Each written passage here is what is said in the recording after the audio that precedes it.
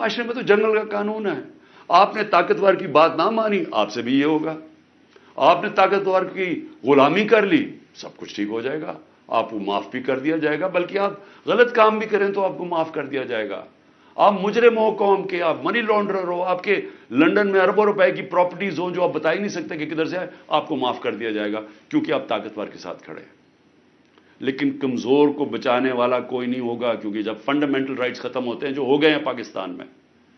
اور مجھے یہ ابھی تک بتائیں، 25 لوگ شہید ہوئے ہیں، 69 لوگوں کو گولیاں ماری گئیں. کون سی جمہوریت ہے جدھر اس کے اوپر انویسٹیگیشن نہیں ہوتی؟ کیوں نہیں اب تک انویسٹیگیشن ہوئی ان لوگوں کے اوپر؟ وہ کون لوگ تھے؟ وہ پاکستانی تھے، ان کے حقوق ہیں، ان کے ماں باپ ہیں، کئیوں کے بیچارے بچے تھے جو وہ ایک روزی کمانے والا تھا، ان کو سیدھی گولیاں ماری گئی. کوئی انویسٹیگیشن ہوگی؟ کیونکہ اگر آپ یہ انویسٹیگیشن آج نہیں کریں گے، یہ آگے ہوگا. ہو سکتا ہے کہ آگے آپ ان گولیوں کا نشانہ بن جائیں. کیونکہ جب آپ یہ ہونے دیں گے ایک معاشرے کے اندر کہ پرامن احتجاج کے اوپر گولیاں چلا دیں اور بہانہ ماریں وہ کور کمانڈر کے گھر کا، اور اس سے سارا کچھ ہی اجازت مل جائے، لائسنس ٹو کل مل جائے، جو مرضی آپ کریں، تو یہ آپ کی بھی باری آ جائے گی. اس لیے آج ہمیں فوری طور پہ انویسٹیگیشن کرنی چاہیے ان لوگوں کی، جو صرف یہی نہیں کہ جو 25 لوگ شہید ہوئے ہیں سیدھی گولیوں سے، وہ لوگ جو کہ ہاسپٹل میں پڑے ہوئے ہیں. 2 کی مجھے پتا چلا ہے، کیونکہ ہمیں پتہ ہی نہیں اب چلتا کچھ، کیونکہ سارے کارکن تو یا چھپ گئے ہیں یا جیلوں میں ڈال دیے ہیں. تو آہستہ آہستہ خبریں آتی ہیں کہ 2 کارکنوں کی ٹانگیں کٹ گئی ہیں، کیونکہ گولیاں ماری ان کی ٹانگوں کے اوپر، ان کی ٹانگیں کٹ گئی ہیں، تو ان کی زندگیاں گئی. تو کون پوچھے گا ان کو؟ اور یا پھر آپ یہ فیصلہ کریں گے کہ اس ملک کے اندر پرامن احتجاج کی اب سے اجازت نہیں ہے. آپ یہ کہہ دیں گے کہ آپ نے جو مائٹ از رائٹ، جو جنگل کا قانون ہے، جو طاقتور فیصلہ کرے گا آپ کو اس کے سامنے سجدے کرنے پڑیں گے. یعنی طاقت کی غلامی قبول کرنے کے لیے جو تیار ہے پھر وہی بچے گا اس ملک میں. اور میں آج یہ ضرور کہنا چاہتا ہوں کہ یہ جو سب کچھ ہو رہا ہے اس کے پیچھے کیا ہے؟ یہ کیوں ہو رہا ہے سب کچھ؟ یا تو چلیں یہ سب کچھ ہو رہا ہو اور پاکستان کو اس سے کوئی فائدہ ہو رہا ہو، یا اس سے کوئی ملک چینج آ جائے، یا اس سے ایک دم یہ ہو، یہ جو ہمارے لوگوں کو چینج کر رہے ہیں، وہ پالیٹکس چھوڑ رہے ہیں، پی ٹی آئی کے لوگ جو میں پالیٹکس چھوڑ رہا ہوں، وہ پریشر کے اندر سارے ہاتھ کھڑے کر رہے ہیں، تو کیا اس سے یہ ہوگا کہ پارٹی ختم ہو جائے گی؟ جو بھی یہ سوچ رہا ہے، جس کی بھی یہ سوچ ہے، خدا کے واسطے اپنا ذہن کو، اپنا ہیڈ ایگزامن کرواؤ، سوچو اس کے اوپر کہ آپ کیا کر رہے ہیں. کبھی آئیڈیا بھی مارا جاتا ہے یہ ظلم سے، یعنی کبھی ایک نظریہ بھی اس طرح ختم ہوتا ہے. یہ جانوروں اور انسانوں میں فرق ہے. بھیڑ بکریوں کو آپ ڈنڈے ماریں وہ سارا اس طرف لگ جائیں گے جدھر آپ چلائیں گے، لیکن یہ انسان ہے. اور جب انسانوں کے اندر ایک آئیڈیا آ جاتا ہے آزادی کا، وہ آپ ختم کر ہی نہیں سکتے. آپ جتنا مرضی ظلم و تشدد کریں یہ آئیڈیا ختم نہیں ہونے لگا. اگر یہ آئیڈیا ختم ہونا ہوتا تو مقبوضہ کشمیر میں آج وہ ہاتھ کھڑا کر کے اور آرام سے چپ کر کے قبول کر لیتے ہندوستان کی غلامی. 1 لاکھ سے اوپر کشمیری شہید ہو چکا ہے. کشمیریوں کے اوپر جو ہم آج ہمارے پہ ظلم ہو رہا ہے، یہ کشمیری 30 سال سے ہو رہا ہے ان کے اوپر. ان کے بھی گھروں میں گھس جاتی ہے رات کو پولیس، لوگ اٹھا کے لے جاتے ہیں، نوجوانوں کو اٹھا کے لے جاتے ہیں، جیلوں میں ڈال دیتے ہیں. ان کو بھی کوئی پوچھنے والا نہیں ہے، ان کے بھی کوئی فنڈامنٹل رائٹس نہیں ہیں. ان کے سارے لیڈروں کو بند کر دیا ہے، وہاں بھی میڈیا کے اوپر کنٹرول کیا ہوا ہے. لیکن جس وقت موقع ملے گا کشمیریوں کو اپنی آواز سنانے کا، ایک آواز سے سارا کشمیری کہے گا آزادی، ایک آواز سے کہیں گے آزادی. انہوں نے جتنی بربریت کی ہے ہندوستان نے وہاں، اس کا کیا ہوا ہے؟ اس کا نتیجہ یہ ہوا ہے کہ جو پرو انڈین پولیٹیشین تھے وہی ختم ہو گئے ہیں. اب جو انڈیا کی بات کرتا ہے اس کو کوئی ووٹ ہی دینے کے لیے نہیں تیار. تو بجائے وہ ان کو یعنی کامیاب ہونے کے، انہوں نے اور ہی کشمیری لوگوں کو آزادی کی طرف دھکیل دیا. یہی ہو رہا ہے پاکستان میں. آپ جتنا مرضی کریں گے، کبھی کوئی پارٹی جس کا جب ووٹ بینک بن جاتا ہے، جو آج ماشاءاللہ تحریک انصاف کا بن گیا ہے، ان حربوں سے اس کو آپ ختم نہیں کر سکتے. یہ بڑھتی جائے گی یہ پارٹی. لوگوں کے اندر غصہ ہے، یہ جو دیکھ رہے ہیں تماشا. کیا لوگ بیوقوف ہیں؟ ان کو نظر نہیں آ رہا کیا ہو رہا ہے؟ آپ بشک میڈیا کے اوپر جو مرضی کنٹرول کر لیں.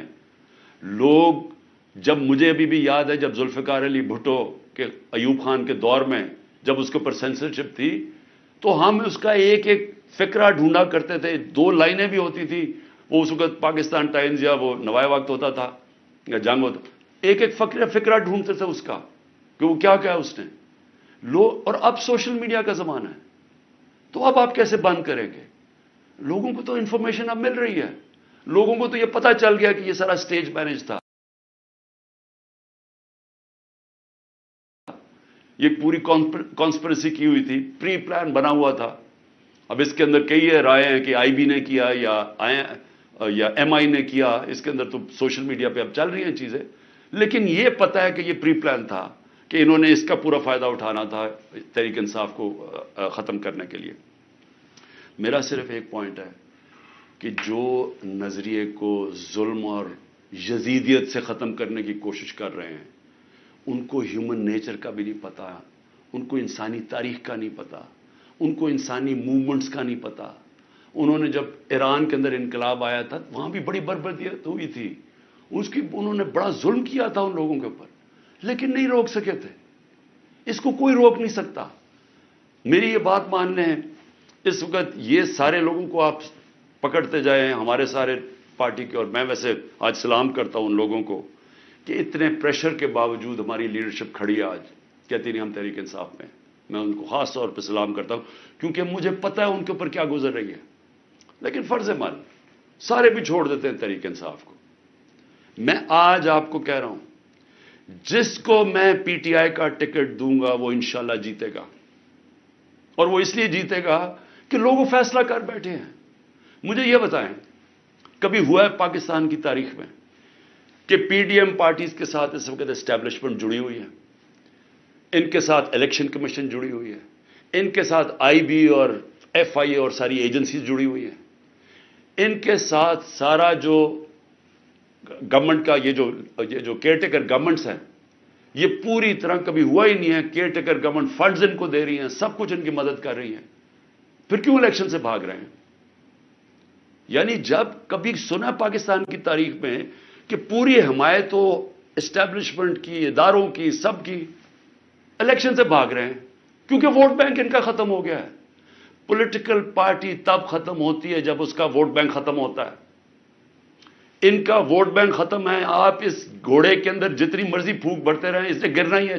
جب ریس میں کھڑا ہوگا یہ گر جائے گا. اور تحریک انصاف کو آپ نہیں ختم کر سکتے. لیکن جو میں تیسری بات کرنا چاہتا ہوں، لیکن مجھے اپنے ملک کے اوپر خوف آ رہا ہے. عمران خان کو باہر کرتے کرتے یہ تو ہمارا ملک تباہ کر رہے ہیں. کوئی سوچ رہا ہے کہ معیشت کس طرف جا رہی ہے؟ کوئی اب تنخواہ دار طبقے سے کسی نے پوچھا اب یہ بل آئیں گے بجلی کے، ان سے ذرا پوچھا کہ وہ کیسے بل دیں گے؟ کبھی کسی نے پوچھا ہے کہ جو 100 روپیہ تھا ہمارے دور میں جب ہم چھوڑ کے گئے ہیں، وہ صرف 50 روپے اس کی قیمت، خریدار قیمت رہ گئی ہے. تو اس مہنگائی کے اندر کسی نے پوچھا ہے کہ اس ملک کا کمزور طبقہ کیسے گزارا کر رہا ہے؟ کمزور طبقہ چھوڑے، میں تنخواہ دار طبقے کی اب بات کر رہا ہوں جن کو اچھی خاصی تنخواہیں ملتی ہیں. وہ سوچے وہ کیسے گزارا کر رہے ہیں. اور سوچا ہے کہ اس وقت ہمارے جو پروفیشنلز ہیں، جو دنیا میں کہیں بھی نوکری کر سکتے ہیں، 9 لاکھ پروفیشنل ملک چھوڑ کے چلے گئے. اس کی کوئی اندازہ ہے کہ یہ کتنا بڑا نقصان ہے؟ اگر پاکستان میں ہم نے شوکت خانم کینسر ہاسپٹل بنایا تھا، اور آپ سارے عرب دنیا میں چلے جائیں، وہاں اگر آپ کو کینسر ہاسپٹل ملے گا تو سارا باہر سے لوگ، ان کے جو سٹاف ہے، جو آنکولوجسٹ ہیں، جو کینسر اسپیشلسٹ، سب باہر سے آئے ہوئے ہیں. پاکستان میں کیوں ہم بنا سکے انٹرنیشنل کیلیبر کا ہاسپٹل؟ کیونکہ کوالیفائڈ پاکستانی باہر سے آئے تھے یہاں کام کرنے کے لیے. اب وہ لوگ باہر جانے کا سوچ رہے ہیں. 10% ہمارے کنسلٹنٹ چھوڑ کے جا رہے ہیں. اور اگر یہ میں اپنی انسٹیٹیوشن کی بات کر رہا ہوں تو مجھے بتائیں باقی جگہ کیا ہو رہا ہوگا. جب اس ملک کے پروفیشنلز پڑھے لکھے لوگ چھوڑ کے ملک جا رہے ہیں, سوچیں یہ ملک کدھر جا رہا ہے. اور دوسرا, ڈالر جا رہے ہیں ملک سے باہر, سب ڈالر باہر بھیج رہے ہیں. اس وقت کوئی سرمایہ کاری نہیں ہو رہی, لوگ ڈالر خرید رہے ہیں. 300 سے زیادہ تو روپیہ ڈالر ہو گیا پاکستان میں. کیا اس کا اندازہ ہے کہ اب ملک کے اوپر کیا ہونے والا ہے؟ نہ کوئی انویسٹمنٹ آ رہی ہے, کوئی سرمایہ کاری نہیں آ رہی, نہ پاکستان کے اندر کوئی سرمایہ کاری کرنا چاہتا ہے نہ باہر. وہ ڈالر پکڑ کے بیٹھ گئے. نہ باہر سے کوئی کمرشل بینک پیسے دینے کے لیے تیار ہے, نہ باہر سے کوئی انویسٹر آنے کے لیے تیار ہے. اور سارے جو پاکستان کے ہم ریکارڈ انڈیکیٹرز چھوڑ کے گئے تھے, ریکارڈ پہ ایکسپورٹس تھی, آج ایکسپورٹس گر رہی ہیں. ریکارڈ پہ ریمیٹنسز تھی, وہ آج ریمیٹنسز گر رہی ہیں. ریکارڈ ٹیکس کلیکشن تھی, آج ٹیکس کلیکشن گر رہی ہے. آئی ٹی 75% ہماری ایکسپورٹس بڑھی تھی, فیوچر ٹیکنالوجی کا, وہ آج نیچے چلی گئی ہیں. آج جو ہمارا جو کسان ہے, ذرا اسے پوچھے تو صحیح کہ اس کے کیسا گزارا ہو رہا ہے, کتنا پیسہ تب بن رہا تھا, آج وہ کتنا پیسہ بنا رہا ہے. کیونکہ مہنگائی اتنی ہو گئی ہے کہ اس کے پاس اب ہاتھ میں اتنا پیسہ ہی نہیں ہے. جتنا کسان کے پاس پیسہ آئے گا وہ زمین پہ لگائے گا. کبھی پوچھا ہے کہ جو پروڈکشن سینٹر ہیں جس سے دولت بنتی ہے, جس کی وجہ سے آپ نے قرضے واپس کرنے ہیں, جو ہے انڈسٹری بند ہو رہی ہے. آج بے روزگاری پھیل رہی ہے. ریکارڈ انڈسٹریل پروڈکشن تھی ہماری, 10.4% لارج سکیل مینوفیکچرنگ تھی ہمارے آخری مہینے میں, آج وہ گر رہی ہے. آج جو سب سے خوفناک چیز ہے کہ جب آپ کے باہر سے ڈالر کم آ رہے ہیں, جب آپ کے ڈالر کم آنے شروع ہو گئے ریمیٹنسز اور ایکسپورٹس کے, اس کا اب کیا ہوگا؟ قرضے بڑھتے جا رہے ہیں, ڈالرز کم ہوتے جا رہے ہیں. آج جتنا پاکستان اپنا ٹیکس میں پیسہ اکٹھا کرتا ہے, یہ سن لیں پاکستانیوں, جتنا ہم ٹیکس میں پیسہ اکٹھا کرتے ہیں سارا قرضوں کے اوپر سود پہ چلا جاتا ہے. ملک پھر قرضوں پہ چل رہا ہے. اب ریکارڈ قرضہ لے رہے ہیں ہم, سود ادھر پہنچ گیا ہے قرضوں کے اوپر کہ سارا ہی ہمارا ٹیکس کا پیسہ اب سود میں چلا جائے گا. تو میں یہ سوچنے کی کوشش کر رہا ہوں کہ کیا یہ جو لوگ یہ فیصلے کر رہے ہیں کہ عمران خان کو باہر رکھو, کیا ان کو نہیں نظر آ رہا کہ پاکستان ڈوب رہا ہے؟ کیا ان کو نہیں نظر آ رہا کہ ان کے پاس روڈ میپ کوئی نہیں ہے؟ میں آج میں کمیٹی بنانے کے لیے تیار ہوں, ایک مذاکراتی کمیٹی. کسی سے بھی, وہ جو بھی اس وقت طاقتور لوگ ہیں, میں ان سے جا کے وہ بات کریں. وہ دو چیزیں کر لیں, کیونکہ اور تو ابھی مجھے تو سمجھ نہیں آ رہی. ہم نے بڑی کوشش کی بات کرنے کی, جو یہ پہلے لوگ تھے وہ عجیب باتیں کرتے تھے کہ جی ہم تو اکتوبر میں الیکشن کروائیں گے. کیوں جی اکتوبر میں الیکشن کروائیں گے؟ بولے نا, وہ اس لیے کروائیں گے کہ یہ انہوں نے کرنا تھا ہمارے ساتھ, جب کرش ہو جائے گی تحریک انصاف تو تب الیکشن کروائیں گے. اور ان کے پاس کوئی جواب ہی نہیں تھا. میں یہ کمیٹی بناتا ہوں, میں دو چیزیں کہتا ہوں, دو چیزیں کرتے ہیں. اگر اس کمیٹی کو یہ بیٹھ کے کہہ دیں کہ جی عمران خان کے بغیر پاکستان بہتر ہو جائے گا اور آپ کے پاس کوئی سلوشن ہے, میں پھر سے کہتا ہوں کہ اس ملک کی خاطر میں چھوڑ دیتا ہوں, میں پیچھے ہٹ جاتا ہوں. اگر آپ یہ کمیٹی کو سمجھا دیں کہ میرے بغیر ملک بہتر چلے گا, چلے میں ملک کی خاطر یہ بھی چھوڑنے کے لیے تیار ہوں. یا دوسری چیز, یا اس کمیٹی کو یہ کہہ دیں کہ اکتوبر میں الیکشن کروانے سے پاکستان کو کیا فائدہ ہے. یہ تو ہمیں سمجھ آ رہی ہے کہ اکتوبر تک تحریک انصاف کو ان کا خیال ہے کرش کر دیں گے, لیکن پاکستان کو کیا فائدہ ہے؟ ہم کیوں اکتوبر تک انتظار کر رہے ہیں جب ملک نیچے جا رہا ہے؟ یا یہ دو چیزیں کنونس کر دیں, میں اس کی کمیٹی بناؤں گا, میں انشاءاللہ کل اناؤنس کر دوں گا. لیکن میں آج آخر میں دو چیزوں پہ اب ختم کرتا ہوں. ایک تو آخر میں تو میں القادر کے اوپر بات کرنا چاہتا ہوں, جو 4 گھنٹے میں 4.5 گھنٹے مجھے نیب میں بٹھایا کل انہوں نے, اس کے اوپر بات کرنا چاہتا ہوں. لیکن اس سے پہلے میں اپنے سپریم کورٹ کے ججز سے آج اپنی قوم کی طرف سے اپیل کرتا ہوں. دیکھیں, آپ اس وقت ہماری آخری امید ہے. پاکستان میں اب رول آف لا ختم ہو چکا ہے. آئین اس ملک کے اندر تقریباً ختم ہو چکا ہے. جب 14 میں میرا یہ رائٹ تھا, میں نے اسمبلیز اپنے آئین کے مطابق ڈیزالو کی تھی, 2 اپنی اسمبلیز. میں نے اپنے آئین کے مطابق ڈیزالو کی تھی کہ 90 دن میں الیکشن ہوگا. کدھر گیا الیکشن؟ 14 مئی کی انہوں نے ڈیٹ دی چیف جسٹس صاحب نے اور سپریم کورٹ. 14 مئی گزر گئی, کسی کو کچھ فرق ہی نہیں پڑا. تو اس کا مطلب تو آئین جب آپ کا گیا ہے تو رہ گیا جنگل کا قانون. اب تو اس میں مطلب کہ جو طاقتور وہ فیصلہ کرے گا کون سا آئین کی شکل پہ چلنا ہے. اس نے نظریہ ضرورت تو شروع ہو گیا پاکستان میں. میں اپنے سپریم کورٹ کے ججز کو, مجھے پتا ہے آپ کے اندر اختلافات ہیں, دیکھیں ملک کے لیے بہت ضروری ہے. آپ نے اگر اس ملک کی جمہوریت کو نہ بچایا اور آخری امید اب آپ رہ گئے, یہ تاریخ آپ کو معاف نہیں کرے گی. کیونکہ جا رہا ہے جس طرح پاکستان جا رہا ہے, یہ ساری ہماری ڈیموکریسی کو ڈسمینٹل کیا جا رہا ہے. سارے جو جمہوریت کے ادارے ہیں وہ ایک ایک کر کے تباہ کیے جا رہے ہیں. یا جمہوریت نہیں ہے اب. ہم تو میں بیٹھا ہوتا ہوں ہر روز کہ کس دن آ کے مجھے پکڑ لیں گے, ایک دم انٹرنیٹ بند کر دی پکڑ کے. یعنی کون سی جمہوریت میں ہوتا ہے؟ سارے لوگوں کو جیلوں میں ڈال دے. مجھے یہ نہیں پتا میں اب کسے کانٹیکٹ کسے کروں. میرے سے کانٹیکٹ ہی کوئی نہیں ہو رہا, نہ مجھے لیڈرشپ ملتی ہے نہ کوئی ملتا ہے. جو میں زوم پہ میٹنگ, اس قوم کے لیے بہت ضروری ہے. آپ کے اوپر اب ہے کہ اس ملک کی جمہوریت کے لیے سٹینڈ لیں. آپ کے لیے ضروری ہے کہ اس ملک کو آپ بچائیں کہ یہ ٹوٹل جنگل کا قانون, بنانا ریپبلک بن رہا ہے ہمارا ملک. یہاں کسی شہری کو اس وقت جو آج آواز اٹھاتا ہے, کوئی تنقید کرتا ہے, اس کو یا اٹھا کے لے جاتے ہیں یا اس کو مارے پڑتی ہیں یا ان کی بزنسز بند کر دیتے ہیں. یعنی یہ تو ایسے لگ رہا ہے کہ ہم وہ ہٹلر کے گسٹاپو کے دنوں میں بیٹھے ہوئے ہیں. یعنی ہمارے لیے تو وہ دن آ گئے. تو موزز سپریم کورٹ کے ججز صاحبان, یہ آپ کے اوپر بہت بڑی ذمہ داری ہے. اور اللہ ان لوگوں کو, جن لوگوں کو ذمہ داری دیتا ہے, ان کے اوپر امتحان بھی بڑا ڈالتا ہے. یہ آپ کے اوپر ہے, ہماری جو رئیس جمہوریت ہے اس کو بچانا, کیونکہ ہمیں اور اب کوئی امید نہیں نظر آ رہی.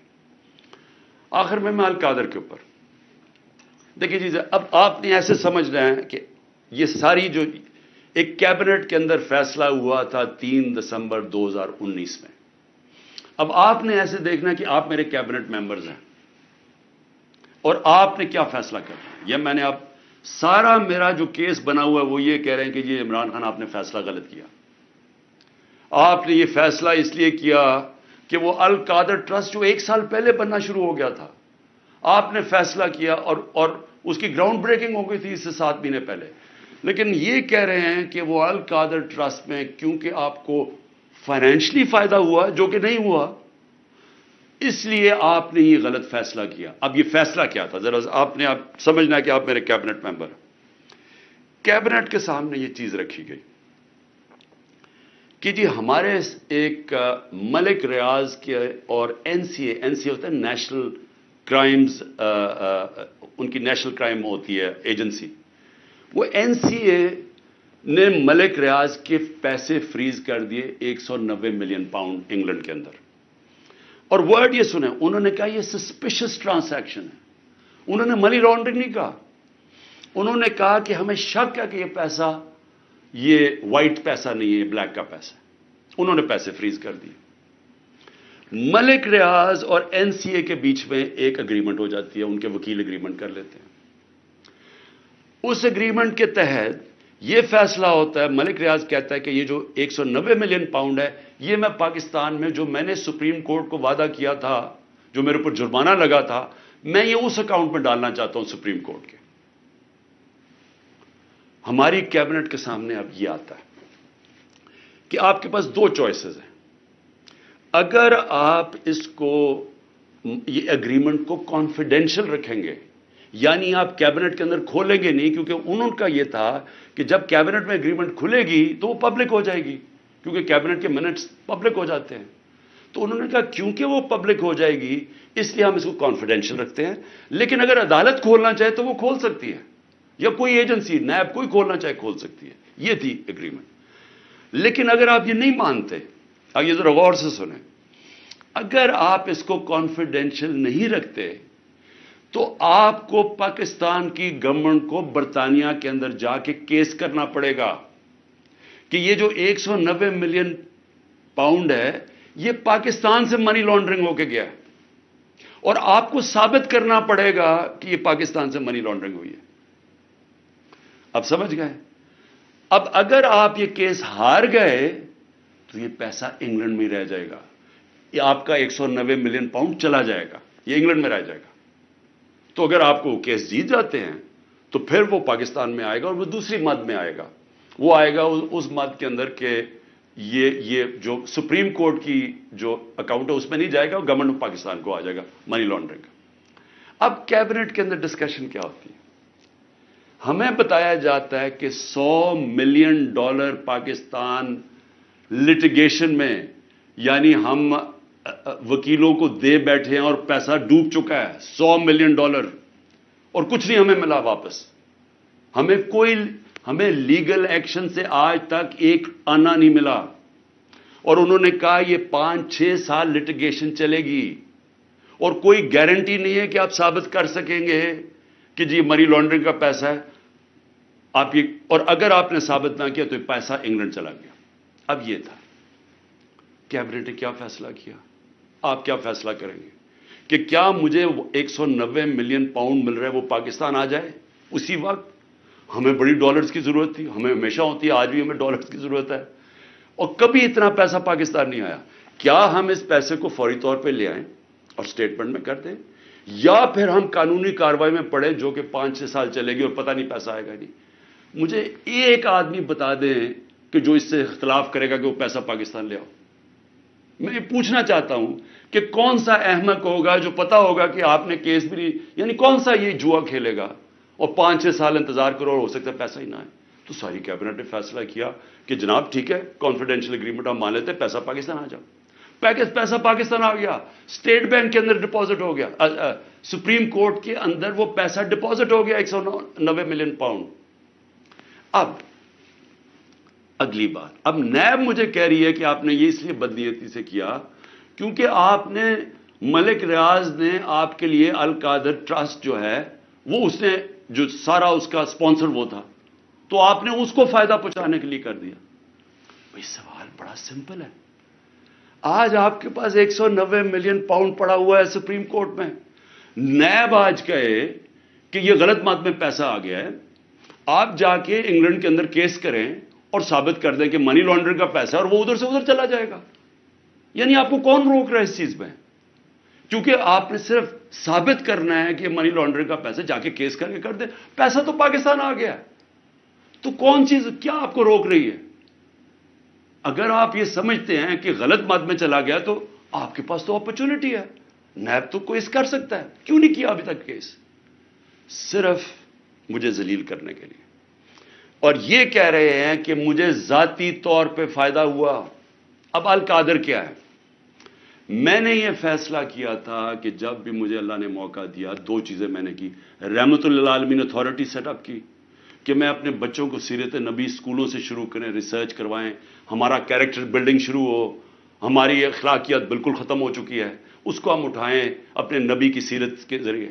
اور دوسرا میں نے یہ یونیورسٹی رحمت للعالمین اتھارٹی، اور یہ دوسرا یونیورسٹی کا سوچا، القادر یونیورسٹی، جس میں ہم نے کوشش یہ کی کہ سیرت نبی کے اوپر ہم ریسرچ کریں، انٹرنیشنل اسکالرز کو میں نے انگیج کیا، اور پھر ٹیکنالوجی بھی پڑھائی جائے بچوں کو۔ یہ اس کا مطلب تھا کہ ماڈرن ٹیکنالوجیز بھی پڑھائیں، آرٹیفیشل انٹیلیجنس ایسی، اور ساتھ ساتھ اپنی لیڈرشپ ڈیولپ کریں سیرت نبی کے اوپر، ان کے کیریکٹر کے اوپر، اور لوگوں کو تیار کریں۔ میری جو بیوی بشرا بیگم، ان کے اوپر وارنٹ نکال دیے گئے، کس چیز کے؟ کہ وہ ایک ٹرسٹی ہیں، ان کو میں نے ٹرسٹی رکھا۔ کیوں ٹرسٹی رکھا؟ کیونکہ سیرت نبی میں ان کو انٹرسٹ ہے، انہوں نے بڑی پڑھا ہوا ہے اس چیز کے اوپر، انہوں نے پڑھا، یعنی وہ ان کا شوق ہے کہ یہ سیرت نبی پھیلائی جائے، تو اس کو ٹرسٹی رکھ دیا۔ ٹرسٹی کو لکھا ہوا ہے ڈیڈ میں، نہ ایک آنا مل سکتا ہے، نہ ان کی تنخواہ ہے، نہ کوئی پیسہ مل سکتا ہے، نہ ان کا پراپرٹی میں کچھ ہے، ان کا کوئی تعلق نہیں ہوتا۔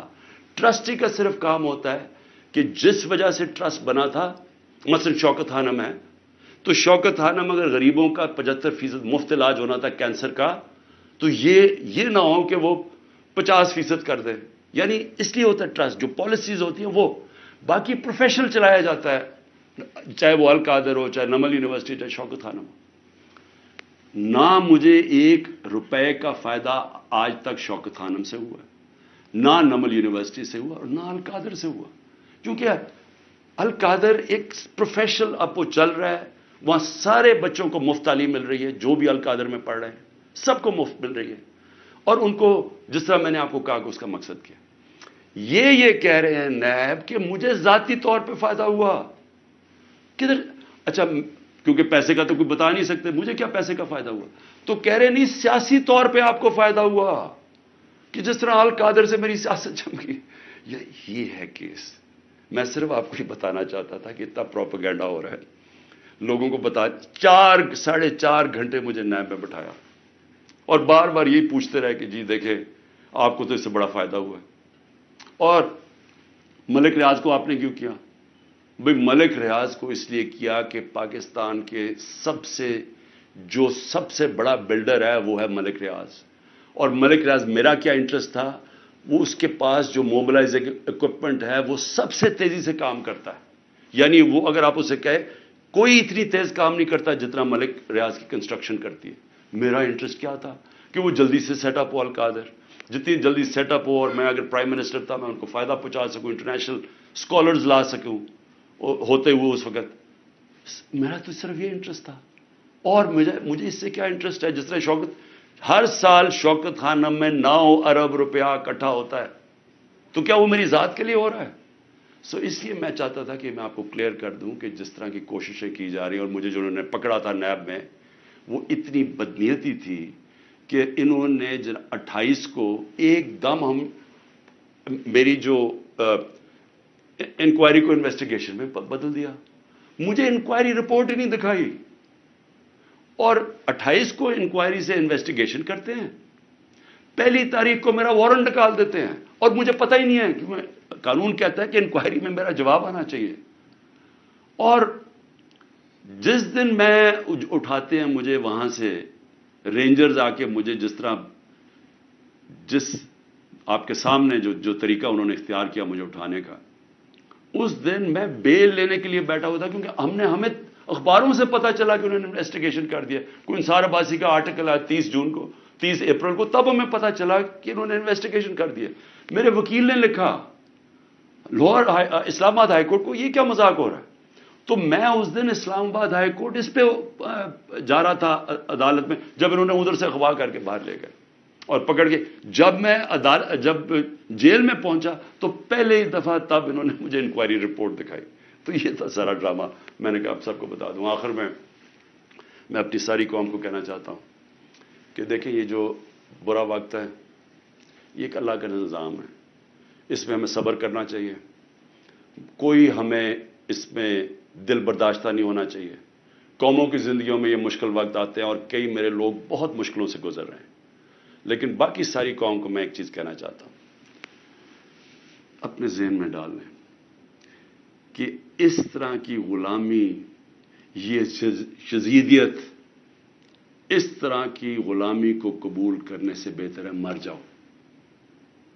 اللہ نے آزادی کو کیوں اتنا بڑا رتبہ دیا؟ کیوں جو انسان اپنی آزادی کے لیے لڑتا ہے اللہ نے اور مرتا ہے تو اس کو شہید کہتا ہے, اور جو بچتا ہے اس کو غازی کہتا ہے. پیغمبروں کے بعد شہید کا سب سے بڑا رتبہ ہے. کیوں ہے؟ کیونکہ اللہ نے آپ کو بتایا ہے کہ انسان آزاد میں نے پیدا کیا ہے, لا الہ الا اللہ. وہ کسی انسان کی غلامی کے لیے نہیں, اس نے ہمیں پیدا کیا. یہ جو ہمیں غلامی کروا رہے ہیں کہ پکڑ کے جناب دبا کے, گلا دبا کے, اور کہیں کہ جناب میں تحریک انصاف چھوڑ رہا ہوں, اس لیے نہیں پیدا کیا. اور قوم جب ظلم کے سامنے سر جھکا دیتی ہے, خوف کے بت کے سامنے جھک جاتی ہے, وہ قوم تباہ ہو جاتی ہے. اس لیے حوصلہ رکھنا ہے. آگ کا کپتان جب تک اس کے اندر خون ہے وہ کھڑا ہے, آخری گیند تک لڑنے والا کیپٹن ہے آپ کا. ہار ماننے کا سوال پیدا ہی نہیں ہوتا. جو بھی یہ کریں گے میں اس کے لیے تیار ہوں. اسی قوم کو بھی میں یہ کہنا چاہتا ہوں کہ آپ نے کسی صورت ہار نہیں ماننی.